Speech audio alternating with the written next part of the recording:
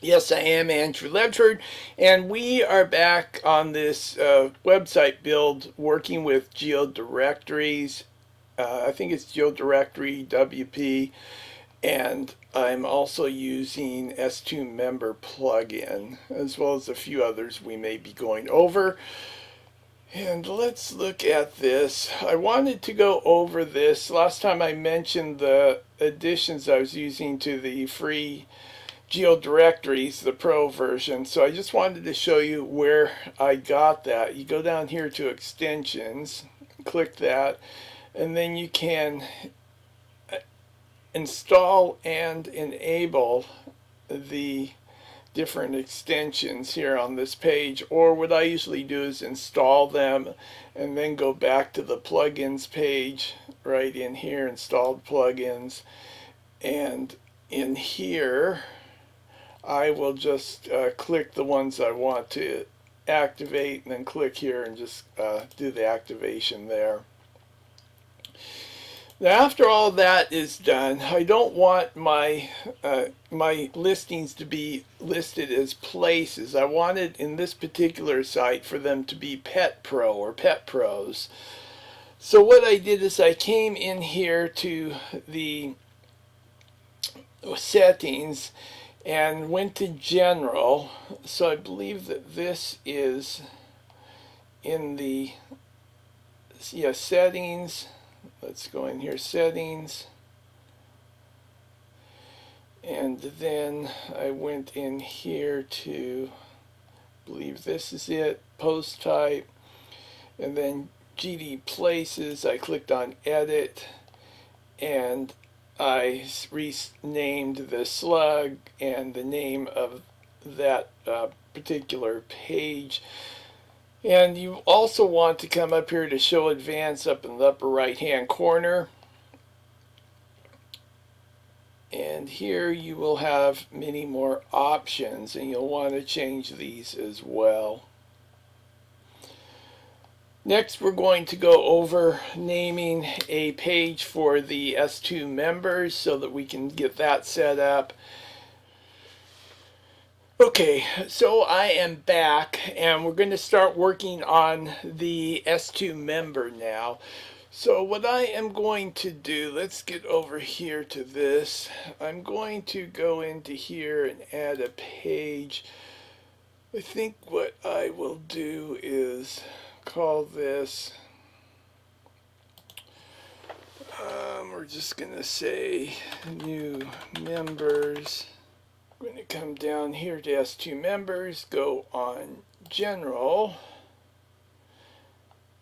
and in here I would suggest you probably should activate this safeguard for the safeguard for safeguarding your data for when you uninstall accidentally. You turn S2 members off and uninstall it accidentally, or something happens. It might be good to have that.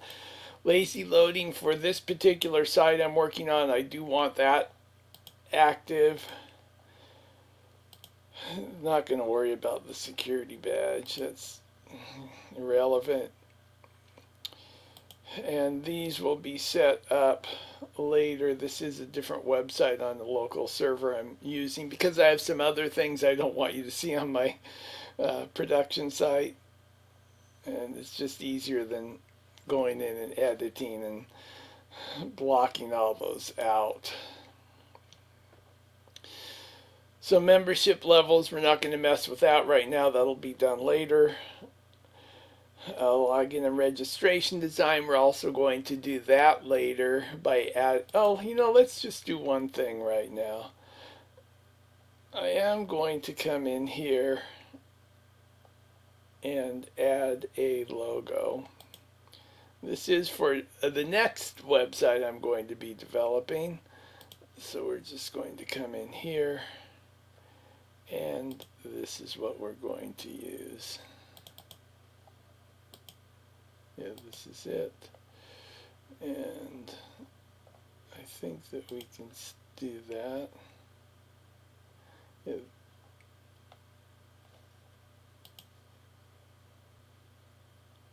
These are some of the fields. I'll probably leave those alone. Oftentimes for this type of a site, I will add a couple extra fields just to verify that people should actually be using the site and that they're not in Russia or someplace, China.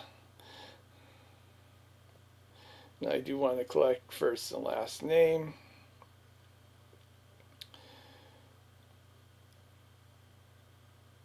And I want to send each person a